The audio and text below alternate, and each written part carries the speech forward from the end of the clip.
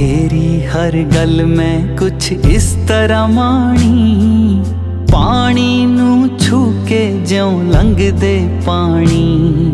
तेरी हर गल मैं कुछ इस तरह माणी, पानी नू छू के ज्यों लंघदे पानी। अग विच ज्यों रच जावे अग दा कतरा, रूहां नू मिलदे ज्यों रूह दे हाणी। तेरी हर गल मैं कुछ इस तरह माणी, पानी नू छू के ज्यों लंघदे पानी। होए होए